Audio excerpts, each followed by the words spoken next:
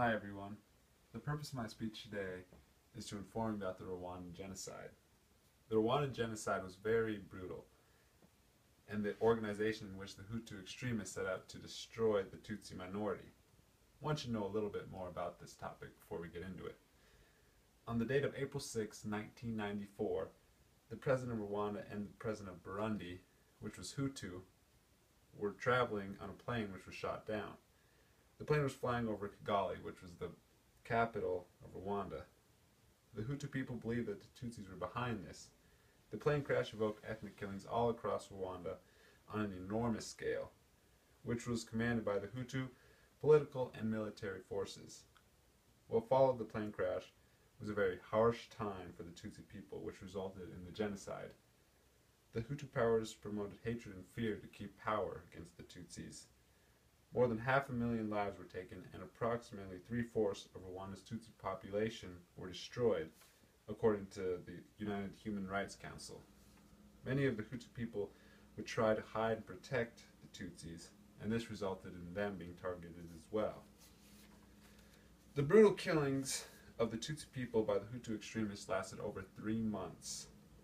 The extreme massacre affected Rwanda in more than one could imagine. The military of the extremists were given weapons such as machetes, knives, and guns, and more tools used for the destruction of the Tutsi people. The Hutu struck fear in the eyes of the Tutsi people and did not allow them to even leave the city. Many would try to flee, but they set up roadblocks all along the countryside and did not allow them to slip away. They wanted to get rid of all the Tutsi people. When the murders truly started to happen, the extremists went into the homes and killed the Tutsis. It did not matter whether they were sleeping or not. Tutsi people also tried to escape by hiding in churches, schools, and hospitals. All of these places seemed to be where the people could take refuge in past wars and such. This was the complete opposite during the genocide. People were slaughtered in these places. The Hutus did not care whatsoever where the Tutsi people were, as long as they were killed. Jennifer Rosenberg, of the 20th Century History Expert, said this: "One of the worst massacres to happen of the Rwandan genocide took place on April 15th and 16th, 1994, at the Nairobi Roman Catholic Church, located about 60 miles east of Kigali. Here, the mayor of the town, a Hutu, encouraged the Tutsis to take refuge in the church.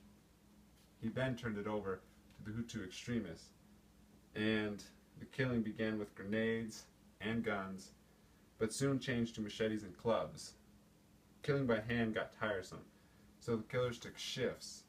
It took 2 days to kill the thousands of Tutsis who were inside. This is how gruesome the genocide ended up being. The killing rate was roughly 6 men, women, and children, about every minute of every hour of every day. These gruesome murders were happening for about the whole 3 months that the genocide took place. It was said that there were only about 300,000 to 400,000 survivors. The genocide took a massive toll on the population of the Tutsi people. Not only did the Hutu powers murder on an enormous scale, they also beat and raped thousands of women. Around 20,000 babies were born to the women that had been raped by these men. The genocide in Rwanda still has an effect on the people today living in their society. Although the killings have stopped long ago, the toll that it has taken on the people is still great. The long-lasting effects do not outweigh what happened back then, but people are living rough lives because of it. The majority of the women that were raped contracted HIV and AIDS. HIV and AIDS has widely spread throughout the Rwandan community. Rwanda has clinics to help abolish this virus. The number of people contracting HIV AIDS has gone down at an alarming rate. In 2007, the number of diagnosed patients with the virus was around 37,000. The number of diagnosed patients now is between 21,000 and 23,000, according to Abolishing HIV in Rwanda. The topic is a good topic for one to know and get more information on because of its significance of how gruesome it was and how it should never happen again. History should not repeat itself in this subject. The world needs to learn of the mistake that it has made so it does not happen again. Thank you.